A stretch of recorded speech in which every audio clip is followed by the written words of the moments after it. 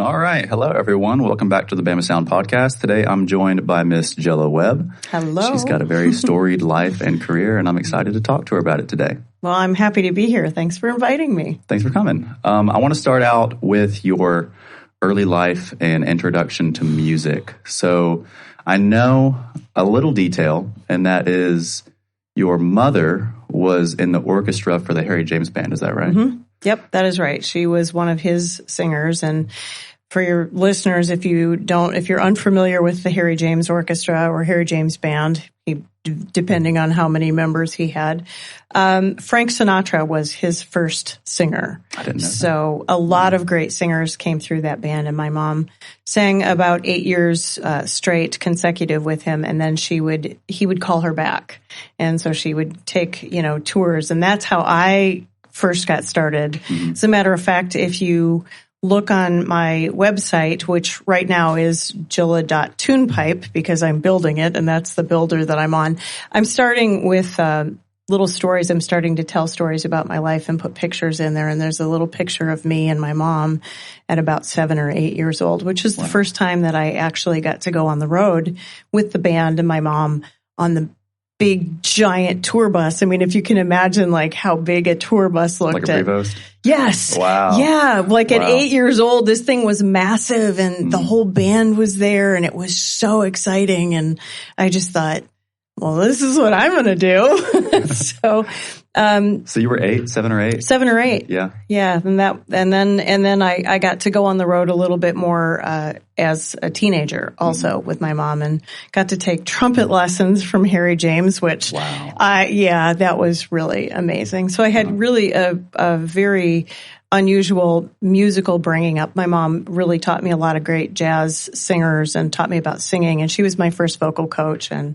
then Uncle Harry, as he was to me, taught me about music and a lot about rehearsing, and he would always pull me aside, and some of the guys in the band, knew I was singing, and so they all had advice, and it was really fun. It was a really fun way to grow up, and then I started in music on my own after that. So where were some of the places y'all toured and traveled? Was it just the U.S. or was it out of the country too? Oh, no. It was just the U.S. My mom didn't really let me go very far, like when he would do Michigan dates or Ohio dates, something that was close that, Gotcha.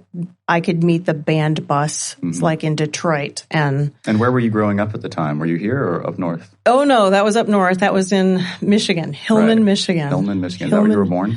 No, I'm actually a native Californian. Gotcha. So I sort of split my youth between my dad he remained in L.A., and my mom went back home to where her mother was, which was Hillman, and she opened a dance studio, which is how I also grew up as a dancer. Gotcha. So, was your father in the music industry, or was just your mother? He was not per se, but he was an electrician, so he ran lines. He ran electric for big movie sets, and that's actually how they met. Oh, wow. Was through a common friend, because he was working on the movie sets and she was doing all this music, and they thought they would like each other, and voila, they did. So how did that upbringing, being so integrated in the band, how did that influence your taste in music and your career path? Well, I think if you hear me sing today, you hear a jazz influence. I think it's hard to miss. But I think just being a rebellious teenager influenced the direction that I then headed off, because, no one really wants to do what their parents are doing. Right. So I kind of went the other way, much to the dismay of my mother. And I sang rock and roll and pop music, and I loved it. And much later in my singing career, somewhere around my 30s, I almost got fired from a gig because he said, "You sound like everybody else." And I had been impersonating, which is great, but he said, I want to hear what you sound like. And I had no clue. And so I had to figure that out really quickly, which fortunately I started to. And that's where I think I sort of learned to blend my styles, and those jazz roots and blues roots sort of came back, and I could mix it with that rock flavor. And I think it's, I'm sure a lot of other people do it, but it's unique in my singing for me. So when did you kind of go off on your own and start to build your own life? Like, how old were you at that point? 17. Really? Yeah. Wow. Yeah. Like us. I left school. I left high school. I had all the credits except a half of a credit to graduate early, like a half year early. And my teachers were like, well, you can go, because my band was going on the road, downstate on the road. We were not like touring or anything. We thought we were really, because we were going to Lansing, Michigan. We were really something. But I finished my high school. They're like, you have this half credit. You have to do something. So a college in Wisconsin was doing correspondence courses, what you might now call online e-learning. Right? But there wasn't that thing back when I was, dinosaurs and me were on the planet together. Right. So they would mail me a packet. I would complete it, mail it back to the school, and give them a forwarding address where I would be in 2 weeks, which they would grade my stuff, send me the new packet to the new place. I would pick it up, do my work, send it in, forward them the new address, and that's how they tracked me, and I got all my work done, and I graduated, and I went home to Hillman to walk with my class. That seems awfully convoluted. Well, that was the only way we could do it back then. But like I said, there wasn't any, I didn't want to stay. What was I going to do? Stay for a half of a credit? No, I was going to go sing rock and roll, and I wanted to be out on the road. So. Well, who were some of your inspirations? Who did you look up to as far as big artists, and you were like, I want to sing like that, or I want to be like that? Oh, I had several. I mean, in the jazz world, it was Ella Fitzgerald and Sarah Vaughan, hands down. I mean, there's a lot of amazing singers and male singers too that I liked, but I wore those records out. And then there was this group called the High-Lows, and it was a 4 or 5 part harmony group. And I would sit with that record. I mean, from a very, very young age, I would sit with that record and try and pick out, I'd find a harmony part, and then I would sing it through the song. And then I would say, okay, I got that one. Now let me try and find somebody else's part. And I would sing through that one. But rock singers, Robert Plant, Ann Wilson from Heart, Pat Benatar, Steve Perry, those were really Paul Rogers, I mean, there was a lot of them, Foreigner, a lot of really great rock That was singers. The first concert I actually ever went to was a Foreigner concert. Really? Yeah, it was awesome. Where'd you see it? That was at the Impact. Ah, yeah, that's cool. Yeah, they were there one day 5 years ago or something. That's cool. But yeah, that's really cool. Yep. So many places to go. So I know you're primarily an educator now. How did you find yourself here in life? Like when did you kind of transition away from performing being the primary aspect of your career? Aging. You look fine. What do you mean aging? No, it's really true.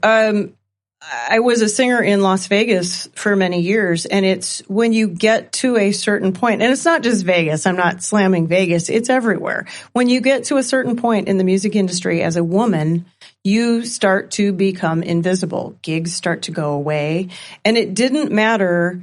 I let my hair go gray as soon as it started to. I was like, you know what? This is something that I want to do. I want to be recognized for my talent, not what color my hair is, And so, but what happened was I stopped getting as many gigs, and it didn't matter even if I had, and I wear wigs a lot in Vegas. I used to wear wigs, and of course, on the impersonator stuff, I still do that.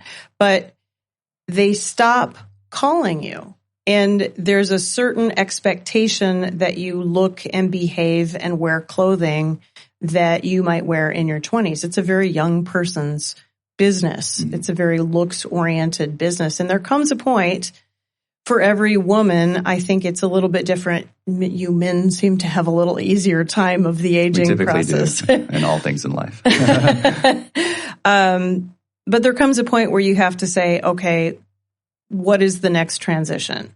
You know, and I had already been good at sort of reinventing from dancer, jazz singer, dancer, rock singer. Mm-hmm. You know, I was a wife and a mother at one point, and also still a singer, but, you know, raised kids. So I had already reinvented myself several times. So I thought, okay, what would I like to do now? And I had a wealth of experience, and I thought, well, if I go back to school, once I landed here and I figured out that was a path, I thought if I go back to school, then maybe I can continue to sing. But also what I really am passionate about is passing on what I have learned and what I know about a 45 plus year career singing on stage, what I've learned as a performer, what I've learned as how to take care of yourself as a human on stage and in an industry that is not kind all the time. So I really wanted to get in and mentor people and help them sort of avoid maybe the potholes that I hit along the way. Mm-hmm. And I know one of the things that your instruction includes is the Alexander technique, right? And I don't really know a lot about it. I just know the name. Yeah. And maybe I do know a little bit about it, and I just didn't know the name. Maybe you taught me a little bit of this technique when I was taking voice under you. Yeah, you had me hold a book to the wall to practice my diaphragm and projection and stuff. Was that part of it? No, not really. That was just some, I say Jilla's book of weird singing exercises. I think it worked. I mean, it helped me project. Yeah, good. What exactly is the Alexander technique? Tell me a bit about it. Well, okay. If I have to say it succinctly, and everybody asks that, I say it is rewiring your habits and restoring freedom. Maybe that's freedom to move. Maybe that's freedom to breathe. Maybe that's freedom to sing or play golf without tension, without over tension or excessive tension. And the thing about habits is that when you have a habit, you don't notice you have it because it feels normal. Right? So this has been a decade, almost more than a decade now, long study for me. I found it quite by accident. And as soon as the teacher started working with me, I thought, I must learn this. Mm-hmm. And so I spent a lot of time, and I've been in and out of different training schools, and then COVID hit, and then I went to Berkeley for a while, and now I'm finally in October going to get my final certification from the ATI, organization, which I'm excited about. But it's about learning how to do everything that you want to do with more freedom and ease. Mm-hmm. And we, as Alexander practitioners, can use our hands to help you become aware of those habits and to help you inhibit or stop, and learn to sort of break that physical, maybe it's a mental habit that you have that you're not aware of what's going on. And we help you that way in whatever activity that you want to do. Can you give me an example maybe of, it could be a real example or just a made up, like how exactly would you instruct someone through a bad habit maybe they've developed and help them become a better vocalist? I'll give you the one that so many singers do. They go, yeah. And they kick the head back like that. What Alexander calls that is downward pull, right? Because you are contracting the muscles of your neck and your shoulders and you're pulling your head down. But what you're also doing is you're compressing your larynx. And so his head position, it's not a position. It's not something that you hold and it's like, oh my God, I found this. It's a constant rebalancing of the head on top of the spine. And there is a freedom to that is more advantageous in some ways than others. But most singers lock down and they push. And that's damaging to the vocal cords, right? So, and you might think, well, I don't do that very much. But a lot of times when I put my hands on singers, they realize that they're starting that downward pull on the inhalation. Mm-hmm. And if you set it up like that, like your preparation decides what your note sequence determines the result, right? The how you do something is sometimes more important, many times more important than the actual what it is you're doing. So Alexander technique focuses on the process, the how you're doing it, not necessarily hitting the high note, but how you get to the high note. Gotcha. And can you get there more effectively with more ease and more effortlessness? Does that make sense? Yeah, so you're trying to just teach people how to chill out, relax. I love it. Stop, yes. Getting in your own way. Stop getting in your own way. What a beautiful way to say it. Yeah, exactly. Yep. Cool. It's fascinating. I was just teaching a lesson Monday, and part of Alexander's, methodology is just to be able to sit up and stand and sit from a chair.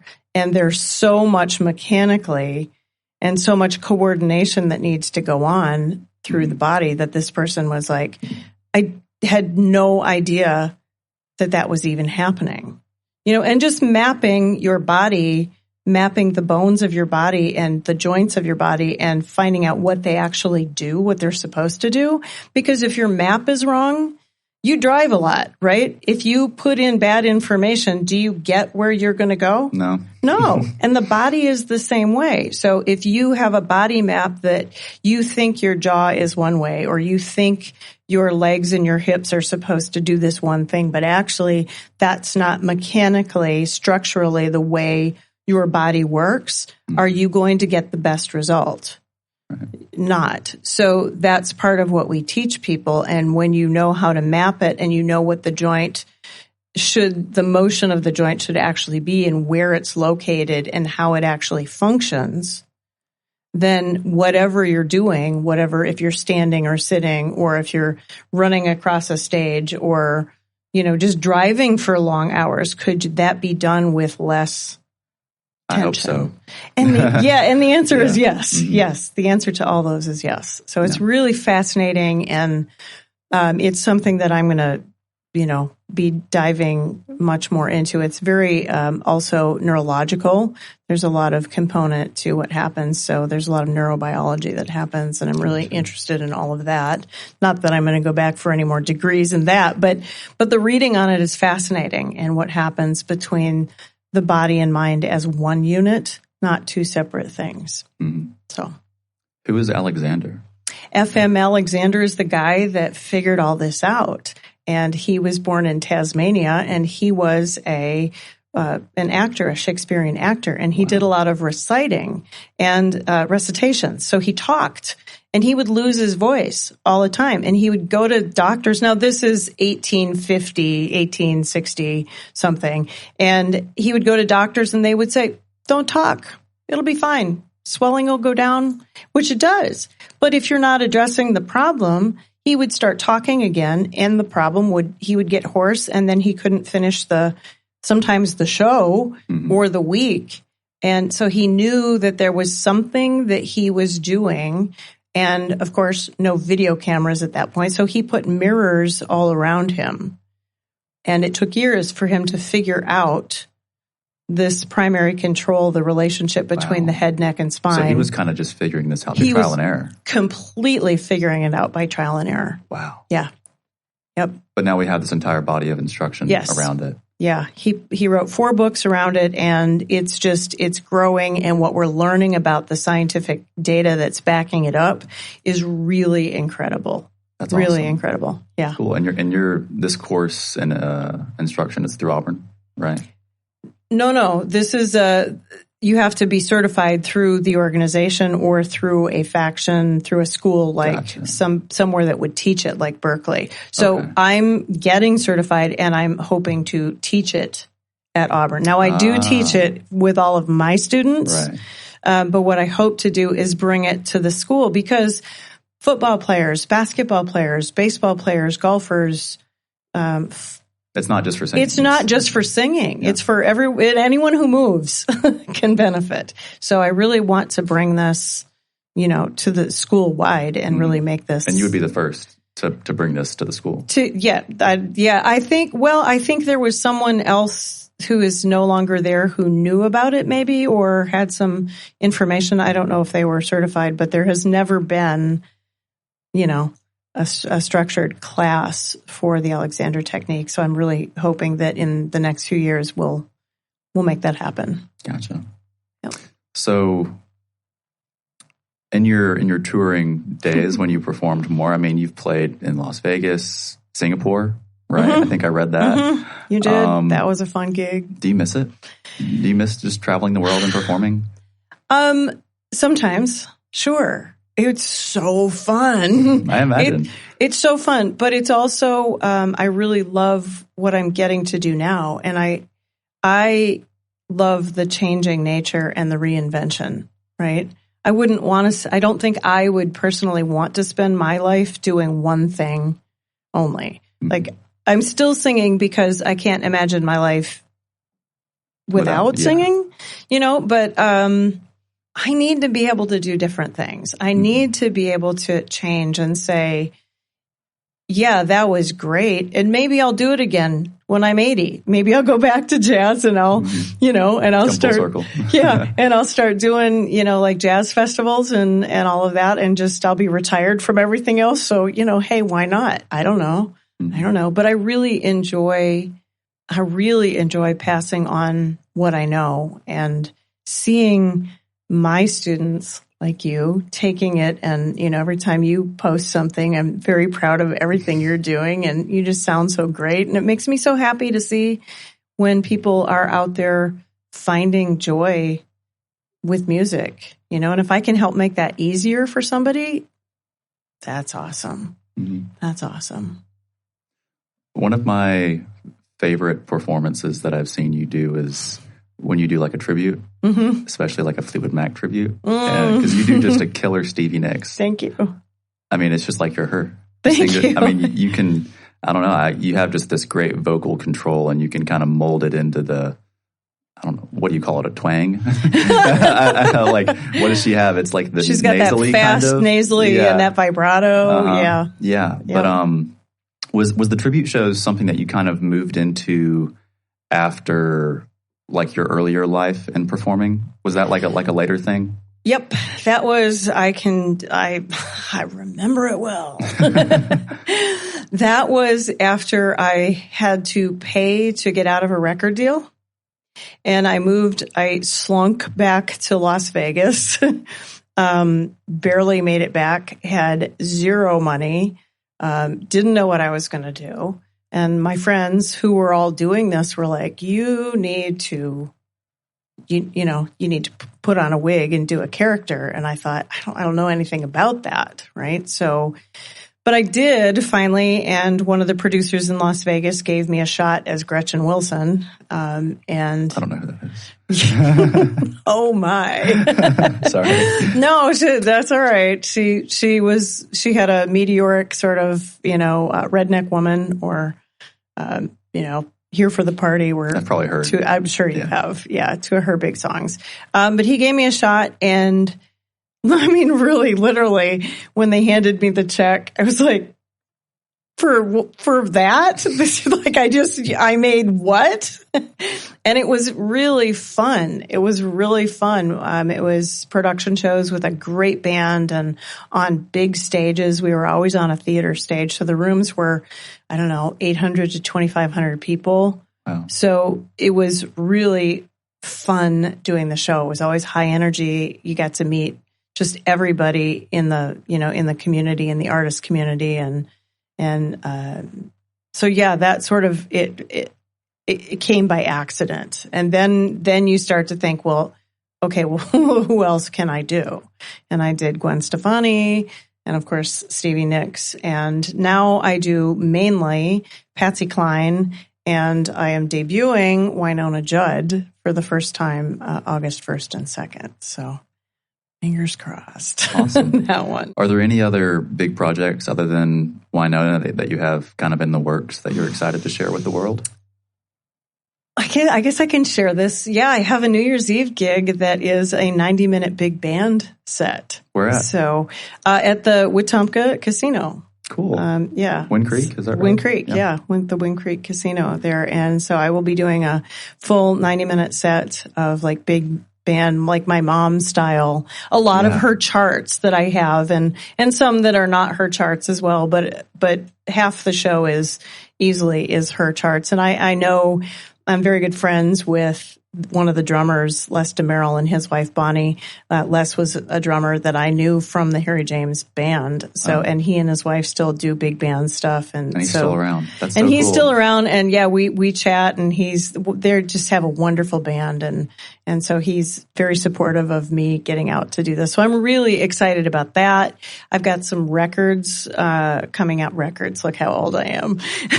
some EPs maybe. I don't know. Actually, they'll be pretty long. It's going to be sort of a story album where I'm going to tell you the story of the song because it's sort of from my vault. It's songs that no one has heard over 30 years of me recording. And so I'm going to put this out and it's going to be called Timeless. And I'm recording a couple of new tracks that have good stories with them and maybe a couple of sort of jazz-ish originals that I've written that might go on the record as well. And I'd like to release that by the New Year's Eve show. That's the plan on that one. Cool. So that's, again, fingers crossed. Well, I know singing is not the only work you've done with your voice, right? Yeah. So this is also very new for BamaSound Media. Has given me a wonderful opportunity to start narration and to start voice acting. And I read Meridian, one of the books that's coming out on this channel.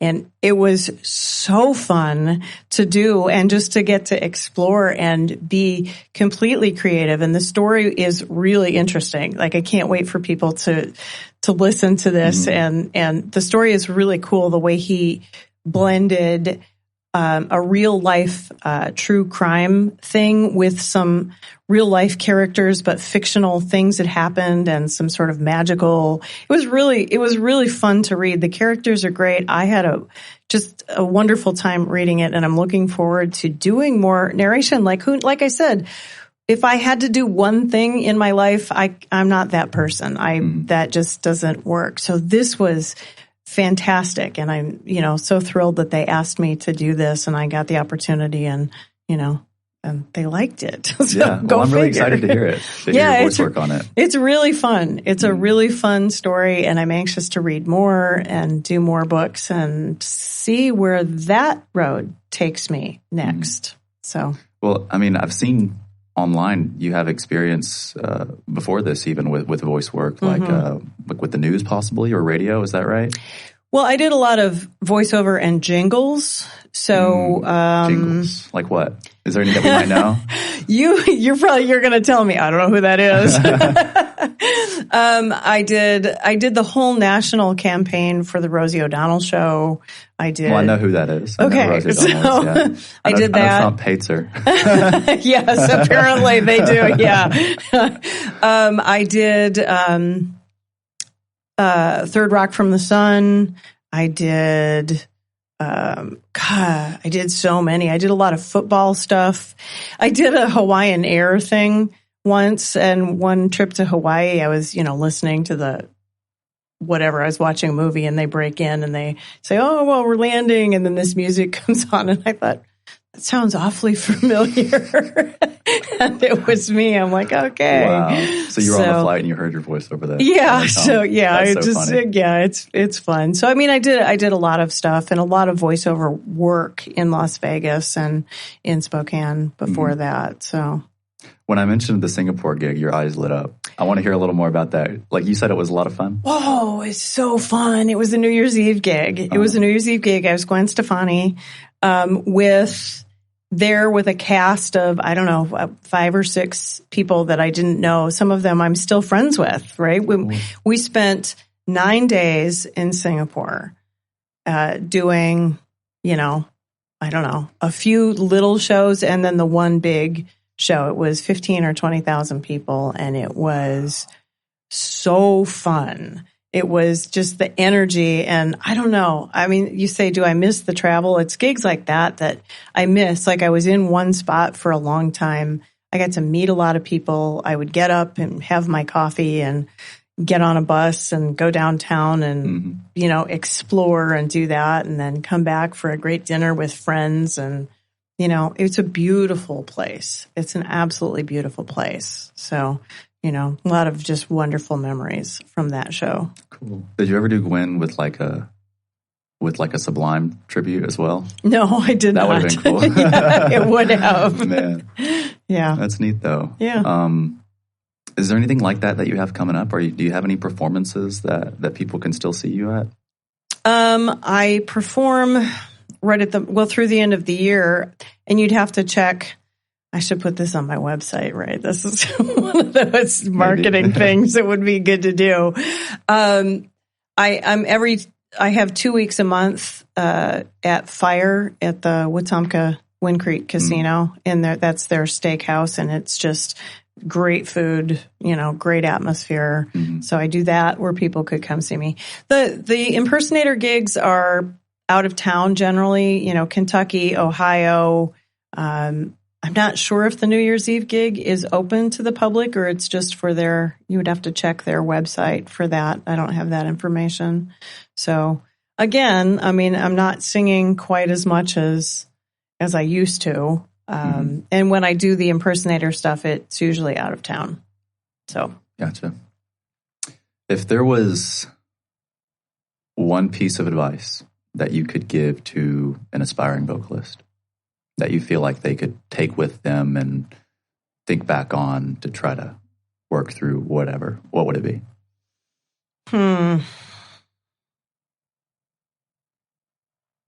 I think I would say do whatever it takes to believe in yourself earlier as a person, as a human. Like to trust yourself, to know that you're enough just as you are. Like maybe we're all becoming something, but that you are good enough right as you are. Do you feel like a lot of individuals get held back by that kind of fear and not trusting themselves, and not believing in themselves? Yeah, I think the voice in our head, right? I call it my mean girl, right? She's still there. I just know how to deal with her a lot better now. But I think that voice that we all have in our head that causes self-doubt, imposter syndrome, we all talk about that. That's a big thing. And I think if you're being honest, everybody's dealt with it. And I would encourage everybody to go talk to somebody, get some help finding the way that you can feel like you can look back at your past experience and say, oh, well, this bad thing that I'm saying about myself, but actually that's not really 100% true, right? Like, because I have all of this experience that shows me different, Like my freshmen, when they come in, they're terrified. Right? They're terrified to do performances. And then by their sophomore year, I say, look, you did all of the performances last year. What happened? Did the world fall apart? Does everyone hate you? No. Quit telling yourself that and believe the evidence. Please start believing the evidence that you can do this. And if you're having a really hard time, find somebody to talk to. Find some help, because that fear, that self-doubt will crush a career. It just will. So you mentioned that you were born in California. Oh, Lord, the timeline. You ended up in Michigan. Yeah. But now you're in Montgomery. How did you get here? Yeah, that's the question of the decade, isn't it? All my friends were like, you're moving where? I moved from Vegas. So you were living in Vegas when you moved here? Well, yeah, but to be fair, now I have a lot of family in this area. Mm-hmm. So my dad is from Alexander City. Gotcha. So I still have cousins here in Montgomery, and in Auburn. So I did, as a kid, when my dad and mom were still together, I did travel down here, and I spent a lot of time in both Alex City and Montgomery, actually. So this was not unfamiliar territory to me. But let's see, years and years and years of everything. When I divorced my husband, I moved back to LA from Washington State. I moved back to Los Angeles, and then I went to Las Vegas. And from there, which is a lot of long stories that we don't necessarily need to go into, but always following a band of sort of things happening and changing in my life. Like, hey, do you guys want to move there? Sure. Okay. I don't know. I wound up in Nashville. And in Nashville, I had an office and I was training singers. And one of the guys down the hall really loved jazz. Actually, he's from Tallahassee, and he was the mayor, George McCain. He was the mayor? He was the mayor of Tallahassee. Wow. Yeah.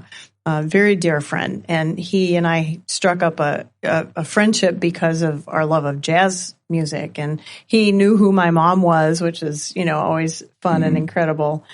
And so I told him, I said, I have these tubs, like plastic big tubs of charts from my mom.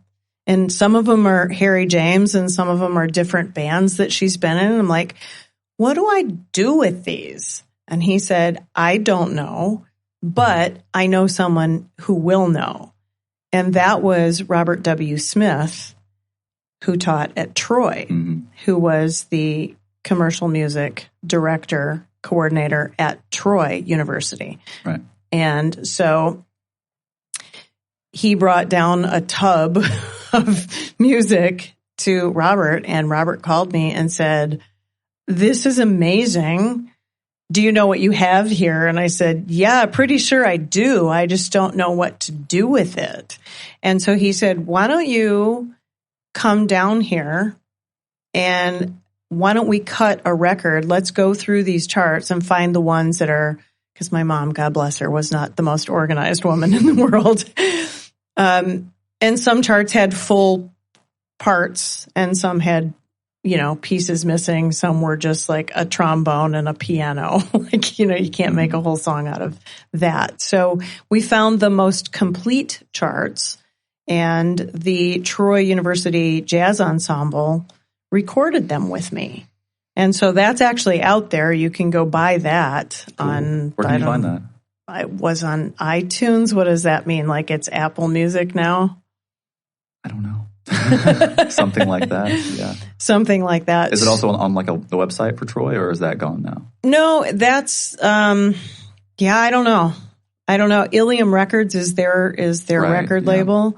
So, which you might remember from your days there too. So it might be listed somewhere on there, but you can buy it. I think it's, iTunes or something. You just go on and search my name, and That Old Black Magic is the name of the record. And so we cut that record. So I was spending a lot of time down here rehearsing. And he said, why don't you teach a few students? And his wife was working at St. James here in Montgomery at that point. So there's some high school students that, I would start teaching. And then he said, well, why don't you do some gigs while you're here? And he introduced me to a few people, and more people introduced me to more people. And I started gigging, and pretty soon I was making more money here than I really was up in Nashville. And then the hook, he said, it'd be really great if you got your degree finished and you could teach at a university, which in the back of my head was something that I had always kind of wanted secretly to do anyway. So he planted the seed, and it took me years and years to finish my undergraduate. Life reasons. I was helping take care of my father in his end of life, and that took a lot of time. And but finally I got that, and then I got my master's degree also from Troy, and I was his graduate assistant. So I really learned the commercial music program from him, and I learned a lot about the teaching of it and what he thought educationally was important. And he really mentored me to be able to go do what I'm doing now at Auburn and start the program that's there, which is amazing. And the program at Auburn is, we kind of feel like we're sister programs, with the people at Troy, and they're still really warm and they're family, and we're sort of, Robert looked at Sonic Nation, my ensemble, as his grandchildren. He was just like, this program sort of spawned all of that. And now the Auburn program has grown. We just built a $1.5 million recording studio, and even more now because it's got all the gear. It's an Atmos studio, and it's amazing. It sounds amazing. Trammell Stark's running that program. Jenny Bowler is over the music industry side. Kari Allen Lee is our coordinator, and it's just taking off. So I'm really, happy and thrilled to be a part of that. But that's how I got here, and sort of how I transitioned from, I maybe never finished that story. I don't know. I'd get off on tangents and go places. But when I was in Vegas, I knew I needed to make a change. And that change led me to Nashville, which I was still doing production things and still on the road a great deal. But that led me down here, which is, led me into full-time teaching at Auburn, which I love. It's amazing. Gotcha. Does Auburn have now like an equivalent to the Mic Check Invitational? Not yet. Or is that like kind of, is that in the plans, in the works? We've been talking about it for a long time, but we don't want to duplicate what Troy is doing. That's such a successful event for bands and high schools. We want to make it different and distinct so that when they come to us, it's not just like the same thing. So we're trying to figure out how to do something similar. And I think in the next year or two, we've been really honing in, I think, on what it is that we want to do. And so I think within the next few years, you're going to see something like that start at Auburn. I'm excited to see it. Yeah, so am I. It was an awesome experience being a part of it. I had a blast. Yeah. I'll never forget finishing my song, and they're like, well, could you do it this way instead? And I'm like, why not? Yeah. But apparently that was the answer they were looking for, and they ended up like commending me for just rolling with it or whatever. But it was a lot of fun, and just meeting all those musicians there. Yeah. Like we still talk to Trey Nichols from up in the Shoals area. Yep. I mean, he's awesome. He's doing great. Yep. Still playing. Fantastic. He's got records out now. Yeah. Everything. So, but yeah, I'm excited to see that sort of program come to Auburn. Yeah. That'll be great. Do you think you'll serve like a different base, like a different region, or will it kind of just be the state, like generally the same as Troy has been? Because people came from all over the state to Troy.